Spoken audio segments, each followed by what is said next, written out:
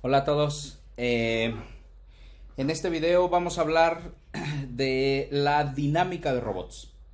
Entonces, ya hablamos las cosas que van a necesitar, los términos que van a necesitar de cinemática. Y ahora nos adentramos de lleno a la dinámica de robots. Entonces, esta clase vamos a comenzar con ella recordando que obviamente esto esa también a manera de recordatorio en un sentido, aunque a partir de aquí ya probablemente vamos a comenzar a manejar algún lenguaje o algunas cosas nuevas para ustedes, pero lo digo que esa manera de recordatorio porque como ustedes también ya llevaron clases de robótica, yo también creo que una parte de esos cursos de robótica en sistemas robóticos 1 o sistemas robóticos 2 debieron haber llevado algún tema de modelado de robots.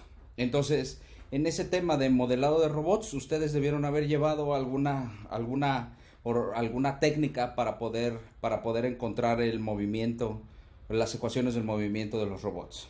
Entonces, cuando hablamos de cinemática, hablamos de las relaciones que hay entre las posiciones, las velocidades y las aceleraciones en el espacio articular y en el espacio cartesiano, entre un espacio y otro. Y esto obviamente con respecto a un robot determinado, que puede ser una cadena cinemática abierta, puede ser una cadena cinemática cerrada, o puede ser algún otro tipo de robot, por ejemplo un robot móvil o algún robot aéreo. Entonces, describir el movimiento de los robots solamente con las posiciones, velocidades y aceleraciones, pues es un tema de estudio de la cinemática.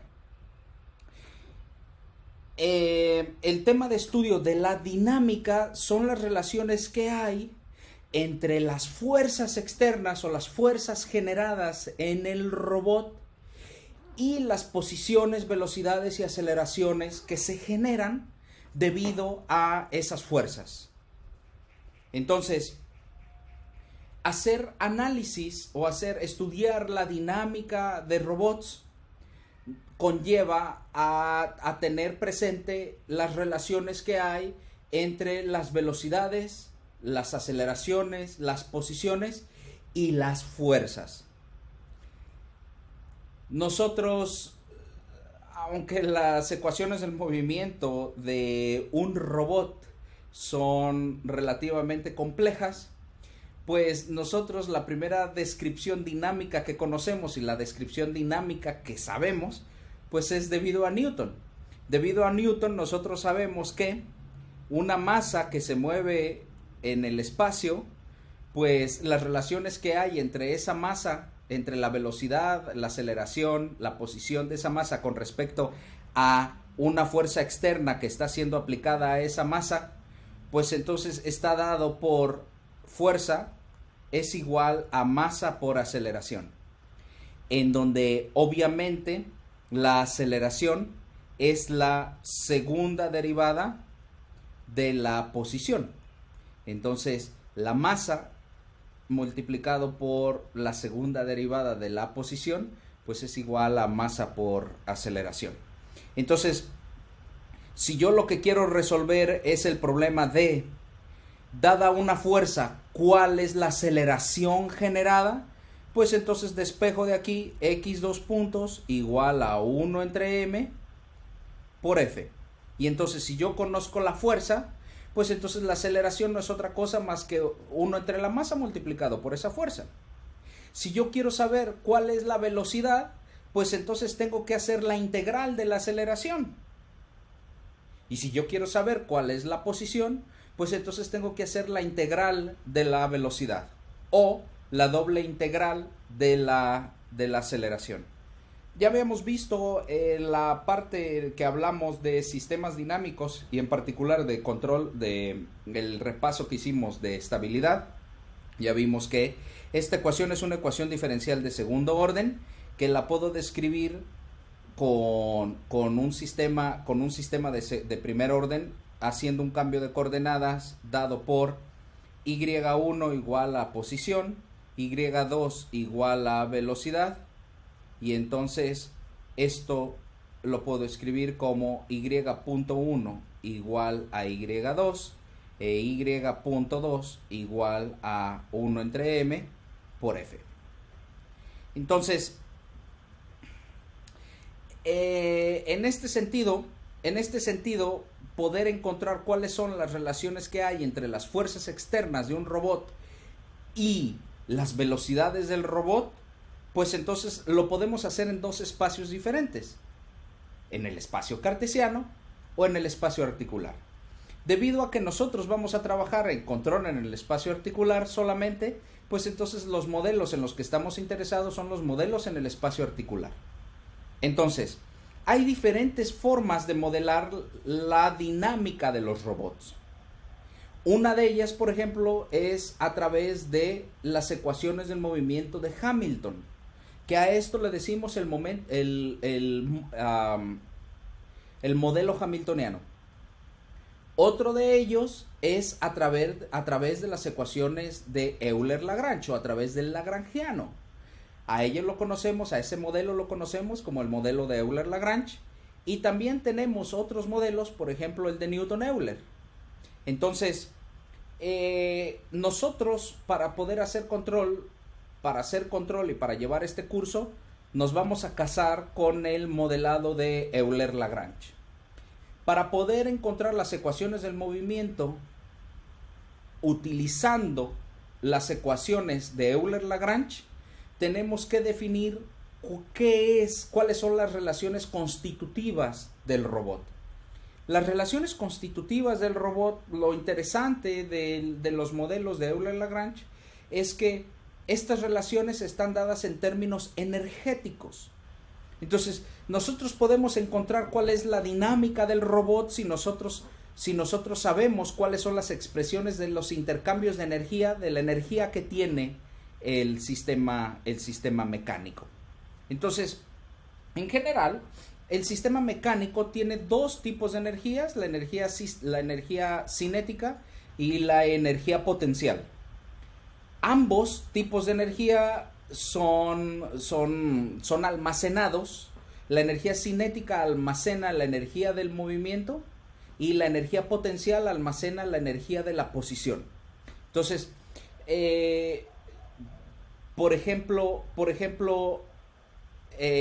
un robot que está detenido, que tiene cero velocidad en alguna posición articular, pues entonces podría tener energía potencial, y al comenzar su movimiento hay intercambios entre energía potencial e energía cinética, y un robot que está en movimiento pues tiene energía cinética y puede tener energía potencial. Entonces, la energía total de un sistema, nosotros la conocemos como, en particular del sistema mecánico, la conocemos como hamiltoniano. El hamiltoniano es la energía total, o sea, la energía cinética más la energía potencial. Y por otro lado tenemos el lagrangiano, en donde el lagrangiano es la energía cinética menos la energía potencial. Pero antes de ir otra vez a la definición del hamiltoniano y del lagrangiano, déjenme recordar lo que es la energía cinética. Primero vamos a hablar de la energía cinética. Entonces, la energía cinética de un sistema mecánico, en particular de un robot, supongan que lo que tenemos es un robot que tiene diferentes articulaciones. Entonces, aquí está la base del robot, y entonces por acá está el efector final de ese robot, y esa es probablemente una cadena cinemática abierta. Déjenme agarrar uno de los diferentes eslabones. Entonces, si yo agarro uno de los diferentes eslabones, pues debido a la forma física que tiene el eslabón, el centro de masas del eslabón está ubicado en un lugar que podría no ser el centro geométrico del robot. En el centro de masas es donde es el lugar geométrico, es el lugar en donde podemos decir que está ubicada la masa, la iésima masa del eslabón, y debido a la forma y a los componentes, a la distribución de masas que tiene este eslabón, pues este eslabón también contiene un momento de inercia, en donde el momento de inercia lo denotamos con la matriz I mayúscula. Estos momentos de inercia son matrices de tamaño 3×3 y esta masa pues es una componente, es una escalar. Obviamente estrictamente positiva. Entonces, al principio del eslabón hay otro marco de referencia. Aquí hay otro marco de referencia y este marco de referencia, déjenme escribirlo como sigma I, es el lugar donde está el centro de masas. Entonces, este eslabón está interconectado, o no, en general sí, está interconectado con otros eslabones para atrás y con otros eslabones para adelante. Entonces, este eslabón es parte de diferentes eslabones que componen a un robot. Entonces, la energía cinética de cada uno de los eslabones, la energía cinética de este eslabón, está dada por la energía de la velocidad, y entonces la energía cinética tiene, para este eslabón, tiene dos componentes. Como la velocidad, tenemos dos componentes de velocidad, ya lo sabemos de la cinemática. Tenemos una velocidad lineal, este eslabón se mueve con una velocidad lineal y con una velocidad angular, pues entonces la energía cinética debido a la masa que tiene este eslabón está dado por un medio de esa masa por la velocidad al cuadrado. ¿Cuál velocidad? Pues la velocidad lineal que tiene ese eslabón al cuadrado, más un medio de, y aquí déjenme, antes de continuar escribiendo esta ecuación, déjenme decirles que la velocidad lineal, la velocidad angular reflejada en el marco de referencia del centro de masas con respecto a la velocidad lineal del origen del marco de referencias del eslabón, este es el sigma 0i, pues están relacionadas a través de una matriz de rotación que nos lleva desde la base del eslabón, desde el origen del eslabón, hasta el centro de masas del eslabón. Y luego después tenemos la transpuesta que nos lleva desde el centro de masas hasta el origen del eslabón. Entonces, como el momento de inercia está referido al centro de masas y la velocidad angular está referida al centro de masas, pero nosotros queremos saber las relaciones constitutivas entre cada uno de los eslabones, debemos poner todo en el mismo marco de referencia. En este marco de referencia al que estamos hablando es la base del eslabón. Debido a esto es que el término de energía cinética con respecto a la velocidad angular está dado por el cuadrado de la velocidad angular, pero multiplicado por la matriz. Perdón, aquí me equivoqué. Está dado por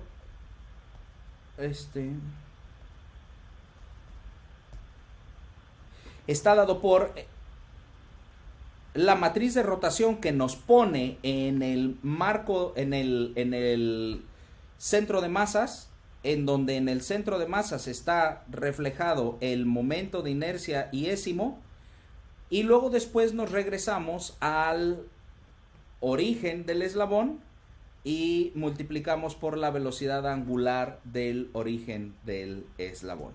Entonces, la energía cinética está dada por el cuadrado de la masa por la velocidad lineal, perdón, la masa por un medio de la masa por la velocidad lineal al cuadrado, más un medio de la velocidad angular al cuadrado multiplicada por el momento de inercia reflejado en la base del eslabón. Entonces, si nosotros recordamos que la velocidad lineal está relacionada con la velocidad articular a través del jacobiano geométrico, pues entonces nosotros podemos seguir escribiendo esta ecuación, la ecuación de la energía cinética, utilizando lo que vale la velocidad angular y la velocidad lineal con respecto a las posiciones y las velocidades articulares. Y entonces podemos seguir escribiendo que la energía cinética está dada por un medio, voy a factorizar el 1/2 de la masa por la velocidad al cuadrado en el espacio articular, perdón, en el espacio cartesiano, la velocidad lineal al cuadrado, pero eso utilizando el jacobiano, pues no es otra cosa más que la velocidad transpuesto por el jacobiano geométrico de ese eslabón, transpuesto por el jacobiano geométrico de ese eslabón por la velocidad. Observen que lo que yo hice fue sustituir lo que vale la velocidad lineal por esta ecuación que está aquí. Lo mismo voy a hacer para los términos de la parte angular. Y entonces me va a quedar, voy a factorizar el 1/2 y voy a tener que omega es igual a Q punto transpuesto por jacobiano geométrico de la parte angular del 10º eslabón por la matriz de rotación que nos pone en el centro de masas, por el momento de inercia del centro de masas, por la matriz de rotación que nos vuelve a poner en el origen del eslabón, por la velocidad angular, pero la velocidad angular es la parte del jacobiano geométrico de omega i por Q punto. Y entonces esto que está aquí es la energía cinética. Como Q punto lo puedo sacar también como factor común. Observen que tengo Q punto aquí, tengo Q punto aquí, tengo también Q punto aquí y aquí. Pues entonces saco como factor común y puedo seguir escribiendo que la energía cinética es igual a 1/2 de Q punto transpuesto multiplicado por MI multiplicado por la parte lineal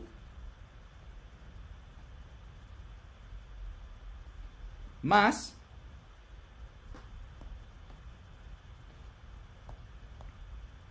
la parte más, voy a tener otro término debido a la parte angular, y entonces más la parte angular que está dada por el término del jacobiano geométrico de la parte angular al cuadrado, multiplicado por la matriz de rotación, multiplicado por el momento de inercia, por la matriz de rotación que nos vuelve a poner la origen, en la base del eslabón, multiplicado por el jacobiano geométrico y post multiplicado todo por Q punto. Y entonces, viendo la definición de esta energía cinética, pues entonces primero observemos que esta es la energía cinética del 10º eslabón, pero nosotros en general tenemos múltiples eslabones, tenemos n eslabones, entonces la energía cinética total del robot está dada por la sumatoria de todos estos eslabones, o sea, desde el eslabón número 1 hasta el eslabón número n para grados de libertad n, de todas las energías cinéticas de cada uno de los eslabones. Por lo tanto, utilizando esta sumatoria y sacando como factor común el vector Q punto, observen que el vector Q punto es el vector de todas las velocidades articulares, no solamente de una articulación, es de todas las velocidades articulares, sacándolo como factor común, pues entonces puedo escribir que la energía cinética total del robot está dada por 1/2 de la velocidad articular transpuesto multiplicado por la sumatoria desde i igual a 1 hasta n de todo lo que tengo en el término del corchete de aquí arriba. Allí va todo lo del corchete de allá arriba, multiplicado por Q punto.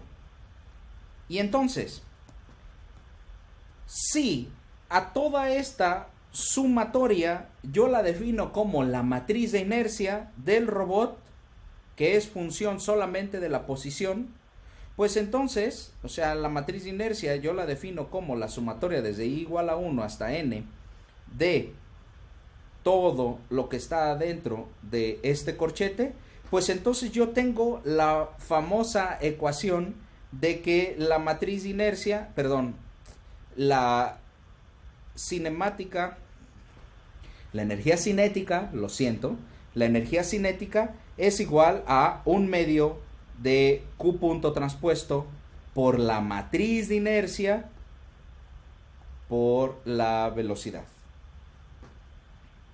Y entonces esta ecuación es una ecuación muy conocida en robótica y es la ecuación que nos describe cuánto vale la energía cinética del robot en el espacio articular. Entonces, la energía potencial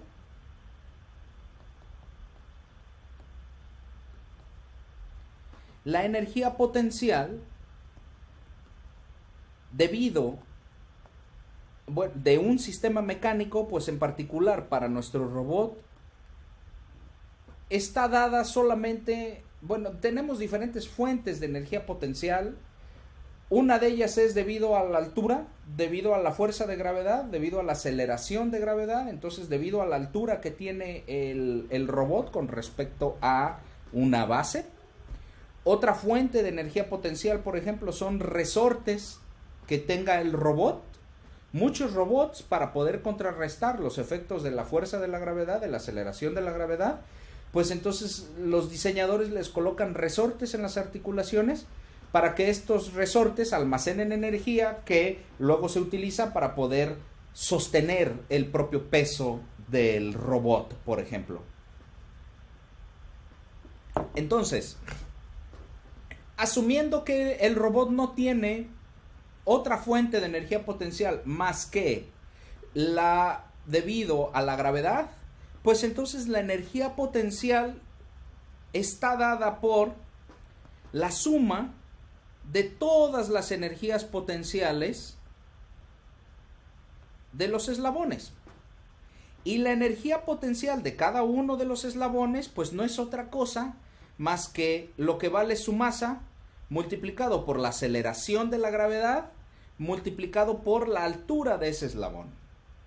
Entonces, esta altura de ese eslabón en general es una función de la posición de donde está el eslabón. Entonces, pero no solamente de la posición del eslabón, es una posición de toda la cadena cinemática. Por eso este es el vector Q, no es el vector Q, no es el elemento Q sub i, es todo el vector. Esta altura la altura de un eslabón en la cadena cinemática es debida no solamente a la propia posición del eslabón articular, sino debido a las diferentes posiciones articulares a lo largo de toda la cadena cinemática. Entonces, si sacamos la sumatoria y esta G es común a todas, pues entonces tenemos que la energía potencial de un robot, debido a la fuerza de la gravedad o a la aceleración de la gravedad, no es otra cosa más que G por la sumatoria desde i igual a 1 hasta n, en donde n es el número de grados de libertad, por m sub i por h sub i de q. En donde h sub i de q, les vuelvo a repetir, es la altura de cada uno de los eslabones en la cadena cinemática. Y hasta allí. Entonces, con esto tenemos la definición ya de lo que vale la energía cinética y la energía potencial. Obviamente esto está mejor explicado en el manual. Entonces, lo que nosotros vamos a hacer ahora es cómo podemos, a través de estas descripciones energéticas, ¿cómo podemos nosotros encontrar cuál es la aceleración del robot debido a una fuerza del robot? Y entonces, para ello, como les dije al principio de este video, vamos a hacer uso del lagrangiano. El lagrangiano no es otra cosa más que la energía cinética menos la energía potencial. Lo siento que al hacer estas notas, estos videos, yo no utilice todas las dependencias ni del tiempo, ni de las posiciones, ni de todas las funciones, pero déjenme comentarles que la energía cinética es función de la posición del robot y de la velocidad del robot, y la energía potencial, debido a la fuerza de la gravedad, es solamente función de la posición. Entonces, por lo tanto, el lagrangiano es una función, es un valor escalar que es función de la posición y de la velocidad del robot. Obviamente, la energía es un valor escalar. La energía no es un vector, la energía no es una matriz, la energía es un valor escalar. Entonces, el lagrangiano es un valor escalar, es un número, no es un vector, no es una matriz, es un número. La energía cinética es otro número y la energía potencial, por lo tanto, también es otro número. El hamiltoniano o energía total, pues es la energía cinética más la energía potencial, y también es función solamente de la posición y de la velocidad. Entonces, si nosotros queremos encontrar las ecuaciones del movimiento del sistema Euler-Lagrange, vamos a utilizar el lagrangiano. Si nosotros queremos utilizar las ecuaciones del movimiento del sistema hamiltoniano, pues vamos a utilizar la energía total o el hamiltoniano. Para nuestro curso vamos a utilizar el lagrangiano. Entonces, las ecuaciones de movimiento de Euler-Lagrange están dadas por la derivada total de la derivada parcial del lagrangiano con respecto a la velocidad menos la derivada parcial del lagrangiano con respecto a la posición. Y esto, bueno, y aquí déjenme poner de una vez, bueno, en la siguiente y esto es igual a las fuerzas externas, que las fuerzas externas las vamos a escribir como tau, en donde tau es un vector que nosotros lo llamamos el vector de fuerzas generalizadas, y para nuestro curso vamos a asumir que existe una fuerza generalizada, una fuerza externa por cada uno de los eslabones, por cada uno de los grados de libertad. Por lo tanto, este va a ser un robot que es completamente actuado. Hay robots que no son completamente actuados, pero para lo que nosotros vamos a trabajar van a ser robots completamente actuados. Entonces, tau es un vector de fuerzas externas, en este caso de pares de fuerzas que se realizan en el origen de cada uno de los eslabones. Entonces, este robot con el que nosotros estamos trabajando, estamos pensando que, por ejemplo, aquí tiene un motor y allí se genera una fuerza, aquí tiene otro motor u otro tipo de actuador y allí se genera otra fuerza, aquí en la base tiene otro motor u otro actuador y allí se genera una fuerza, y entonces esas fuerzas son las que nosotros vamos a denotar como el vector tau. Entonces, esas fuerzas externas pues también vienen dadas no solamente por los actuadores, sino también por las fuerzas de interacción con el ambiente del robot o las fuerzas de interacción con el ser humano. Pero para poder diseñar nuestros controladores, pues nosotros vamos a asumir que están dadas solamente por las fuerzas de los actuadores, y por lo tanto es aquí, en este término, en donde nosotros vamos a diseñar nuestros controladores. Es allí donde nosotros vamos a diseñar las fuerzas externas que vamos a generar para el robot para que pueda seguir, por ejemplo, una trayectoria o ir a una posición deseada. Entonces,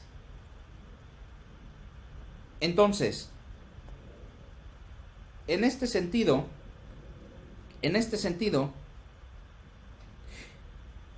como el lagrangiano es igual a la energía cinética menos la energía potencial, y recordemos que la energía potencial solamente depende de la posición, pues entonces la derivada parcial con respecto a la velocidad del lagrangiano es simplemente la derivada parcial con respecto a la velocidad de la energía cinética. ¿Por qué? Pues porque la derivada parcial con respecto a la velocidad de la energía potencial vale cero. Ojalá ustedes estén de acuerdo. La razón por la que la derivada de la energía potencial con respecto a la velocidad vale cero, pues es porque la energía potencial solamente depende de la posición. Entonces, como la energía cinética tiene una forma muy peculiar y esa forma es un medio de Q punto transpuesto por la matriz de inercia por Q punto, pues entonces la derivada parcial de la energía cinética con respecto a la velocidad, pues no es otra cosa más que la derivada parcial, déjenme escribir aquí, la derivada parcial del lagrangiano, que es igual a la derivada parcial con respecto a la velocidad de la energía cinética, no es otra cosa más que un medio de la matriz de inercia por la velocidad más un medio de la matriz de inercia transpuesta por la velocidad. Ahora, una de las propiedades más conocidas en la robótica es que la matriz de inercia es simétrica. Entonces, la matriz de inercia es simétrica. Esta es una de las propiedades que vamos a estar nosotros utilizando a lo largo de este curso. Por lo tanto, la parcial con respecto a la velocidad de la energía cinética, pues es la matriz de inercia por la velocidad. ¿Y por qué es eso? Pues porque en esta ecuación de aquí yo puedo escribir este segundo término como un medio de m de q por q punto. ¿Por qué? Porque como la matriz de inercia es simétrica, pues entonces m es igual a m transpuesta. Por lo tanto, un medio más un medio, eso hace que la parcial de la energía cinética pues sea m por q punto. Ahora, la total, la derivada total de la parcial de la energía cinética con respecto a la velocidad, pues es la derivada de 1, la derivada de la matriz con respecto a la velocidad, más la derivada del otro con respecto a la matriz, o sea, más esto de aquí. Y aquí es donde nos aparece nuestra aceleración.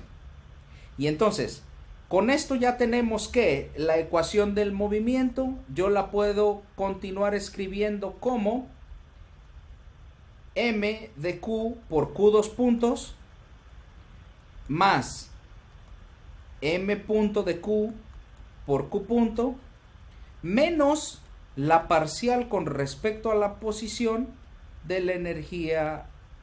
Lo siento, eso no es la energía, eso es todo el lagrangiano. Esto es todo el lagrangiano, o sea, y eso es igual a las fuerzas externas.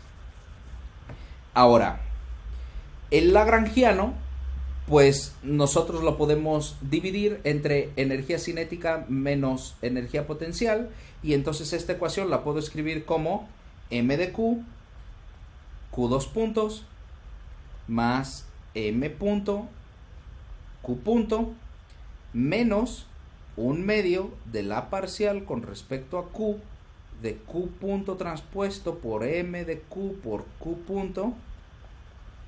Y como el lagrangiano esto es la energía cinética, pues entonces es cinética menos potencial, entonces menos potencial por el menos que tenemos aquí se hace un positivo, por lo tanto más parcial con respecto a la posición de U, y esto es igual a las fuerzas externas. Esta U, recuerdo, es la energía potencial.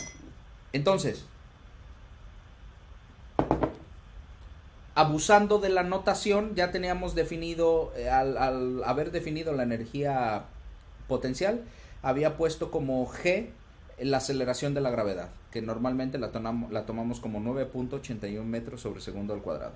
Pues entonces, abusando de la notación, debido a que asumimos que la energía potencial está dada solamente por los términos de la gravedad, pues entonces déjenme llamar a la parcial con respecto a Q de U, que es función de la posición, déjenme llamarlo el vector G de Q. Y déjenme decirle de ahora en adelante el vector de las fuerzas de la gravedad. Obviamente este es un vector de n dimensiones. Recordemos de la parte de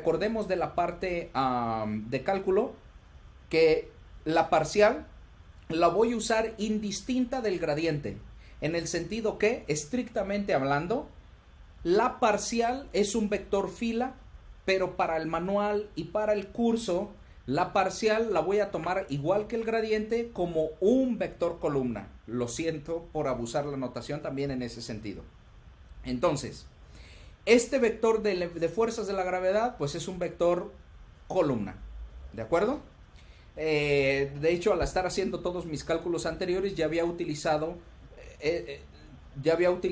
que las parciales iban a ser vectores columna. Aquí hay un vector columna, vector columna, vector columna, y estoy utilizando parciales aquí, estoy utilizando parciales aquí. Esas parciales son vector columna. Eso, como les digo, para este curso y para el manual. En general no es así. En general las parciales son vectores fila. Pero bueno, continuando. Entonces, si yo utilizo esta definición que acabo de hacer del vector de gravedad, pues en la ecuación de la dinámica que tenemos, la puedo reescribir de la forma m de q por q dos puntos más m punto, que es función de la posición, por q punto, menos un medio de la parcial con respecto a la posición de q punto transpuesto por m por q punto, más g de q igual a fuerzas externas. Finalmente, si yo defino como la matriz de Coriolis, que depende de la posición y la velocidad, multiplicado por la velocidad, o sea, el vector de fuerzas de Coriolis y fuerzas centrífugas y centrípetas, como m punto, la matriz m punto multiplicado por el vector q punto menos un medio de la parcial con respecto a la posición de la energía cinética, pues entonces la ecuación de la dinámica a esta matriz de aquí yo la voy a llamar como fuerza de Coriolis y centrífugas. Este vector de aquí yo lo voy a llamar como el vector de gravedad.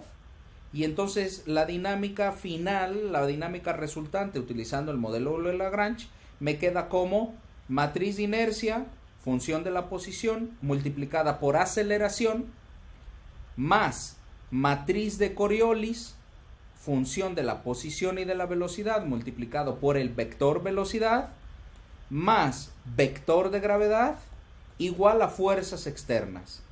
Y esta de aquí es la ecuación del movimiento de todos los robots con los que vamos a trabajar en este curso. Esta no es la ecuación de movimiento de todos los robots del mundo. No, esta es una ecuación del movimiento para un tipo de robots. ¿Qué tipo de robots caben aquí? Pues caben muchos tipos de robots. En particular caben los manipuladores. Los robots manipuladores completamente actuados caben en esta descripción dinámica del modelo. ¿Qué tipo de robots no caben aquí? Pues por ejemplo, aquí no cabe un robot móvil. Un robot móvil que tiene restricciones de velocidad o restricciones no holonómicas, su dinámica no puede ser escrita simplemente con esta ecuación del movimiento. Un robot móvil, por ejemplo, es un vehículo autónomo. Un vehículo autónomo, un coche, no puede ser, esta ecuación de movimiento no describe la dinámica del coche. ¿Por qué? Pues porque, por ejemplo, en esta dinámica no tenemos no tenemos las restricciones del movimiento del coche. ¿Cuáles son las restricciones del movimiento del coche? Pues geométricamente hablando, por ejemplo, es que el coche no puede hacer velocidades laterales. Por eso, cuando se quieren estacionar y están en una posición que quieren estacionarse en una posición paralela, pues entonces tienen que hacer una maniobra para poderse estacionar. Normalmente las maniobras que hacemos son maniobras de reversa para podernos estacionar. ¿Por qué? Pues porque no se puede dar el movimiento lateral. Un coche, un vehículo que tiene restricciones no holonómicas puede ir a cualquier posición, pero no con cualquier velocidad. Sin embargo, el robot manipulador puede ir con cualquier velocidad dentro de su espacio de operación. Ahora, este tipo de robots sí tienen otro tipo de restricciones. Ese tipo de restricciones que tienen los manipuladores son restricciones holonómicas. Por ejemplo, una restricción holonómica es aquella que nos restringe el espacio en el que se puede mover un sistema, pero no la velocidad. Por ejemplo, un robot que tiene la base fija, pues obviamente tiene un espacio limitado. Imagínense que se puede mover en toda la esfera dada por el radio máximo del brazo, por la longitud máxima del brazo. Entonces, en esa esfera, el robot puede alcanzar cualquier posición y puede hacer cualquier velocidad. Pero el robot no va a alcanzar un punto que está afuera de esa esfera. Por lo tanto, el robot no se puede mover en todo el espacio y, por lo tanto, ese robot manipulador tiene restricciones holonómicas. Un vehículo, un coche, se puede mover en todo el espacio. El coche se puede mover en 3 dimensiones, se puede mover en la posición X, en la posición Y y con una orientación, y en todo el plano, suponiendo que la Tierra es plana, se podría mover en el espacio en todo el plano. Sin embargo, en ese plano no se puede mover con cualquier velocidad. Ahora, el manipulador se puede mover en una esfera, pero no se puede mover dentro, y adentro de esa esfera puede ser cualquier velocidad, pero no se puede mover fuera de esa esfera. Entonces, este tipo de ecuación del movimiento que tenemos aquí es una ecuación del movimiento de Euler-Lagrange que nos modela la mayoría de los robots, si no todos los robots manipuladores completamente actuados, y otros tipos de robots, algunos robots cartesianos, algunos robots paralelos, etc. Entonces, déjenme poner un ejemplo de aplicación. Déjenme poner como ejemplo de aplicación el robot más simple de todos. El robot más simple de todos es un péndulo con masa m, que toda la masa está ubicada en el efector final y con una longitud L.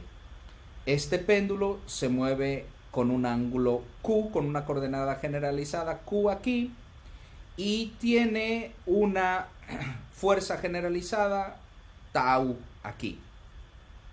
Déjenme decirles que en la horizontal Q es igual a 0. O sea, el origen de la coordenada Q es la horizontal. Entonces, debido a esto, pensemos en lo siguiente. Bueno, esta masa se mueve en una componente X e Y dentro de un plano, y entonces la coordenada X está dada por L multiplicado por el coseno del ángulo Q, y la coordenada Y, déjenme hacer una cosa, déjenme poner que Y igual a 0 está aquí abajo. Por lo tanto, Y igual a 0 corresponde al término, a la altura mínima, y a partir de esta altura, pues entonces podemos tener una altura máxima. La altura máxima obviamente es 2 veces L, en donde L es la longitud del péndulo, y entonces Y va a ser igual a L, que multiplica a 1 más el seno del ángulo. Entonces, la velocidad de la masa pues es igual a, en la coordenada X, pues es igual a menos L por el seno de Q multiplicado por Q punto. Y en la coordenada Y, pues es igual a L por el coseno de Q multiplicado por Q punto. Por lo tanto, la energía cinética del péndulo es igual a 1/2 de su masa por su velocidad al cuadrado. Como toda la masa asumimos que está pegada en ese punto, pues entonces no hay un momento de inercia y entonces solamente tenemos una velocidad lineal. Ahora, debido a la velocidad lineal, bueno, esto de aquí es la velocidad lineal. La velocidad lineal va a tener dos componentes, uno para X y otro para Y. Y entonces sustituyendo esas ecuaciones, lo que voy a tener va a ser igual a 1/2 de M. Voy a sacar como factor común Q punto de estas ecuaciones de aquí arriba. Y entonces voy a tener 1/2 de M por Q punto, que multiplica a un vector, primero fila de la forma L por seno, perdón, menos L por seno, L por coseno, y un vector columna que es menos L por seno, L por coseno.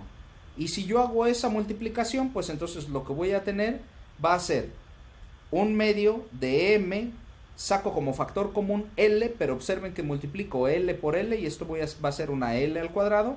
Y entonces voy a tener ML cuadrado multiplicado por Q punto, multiplicado por menos seno coseno, multiplicado por menos seno coseno, y esto va a ser menos seno por menos seno, seno cuadrado, coseno por coseno, coseno cuadrado.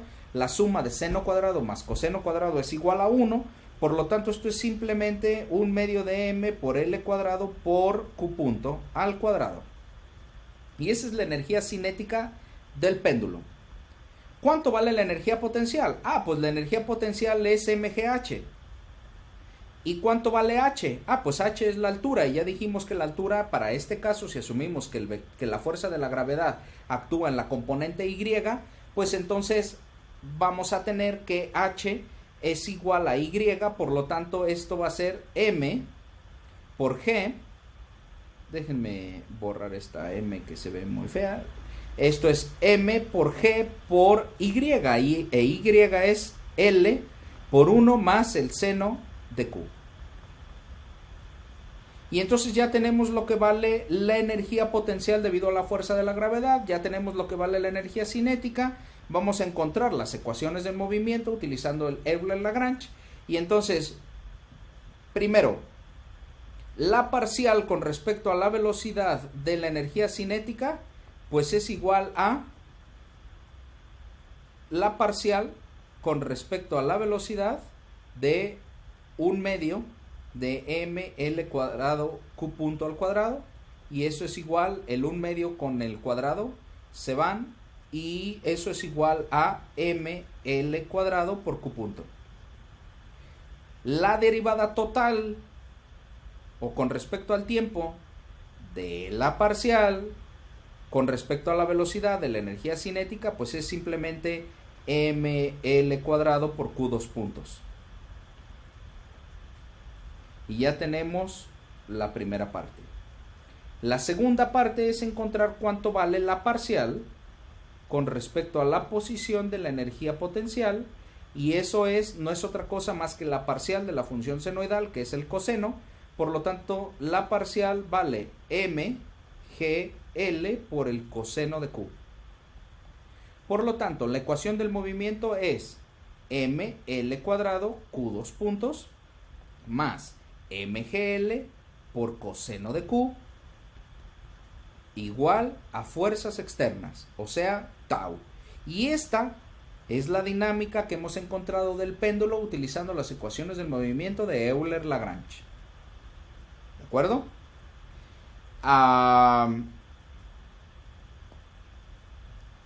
Obviamente este es un robot muy simple, pero es el robot más simple de todos ellos. Ahora, este robot, este tipo de ecuaciones del movimiento, nosotros las llamamos como ecuaciones del movimiento conservativas. ¿Y por qué conservativas? Ah, pues porque como su nombre lo dice, conservan la energía. Y entonces voy a hacer otro video de esto. Nos tomamos ahora un descanso y hago un video de esto en un momento bueno, después de tomarnos un descansito. Los veo en un rato. Adiós.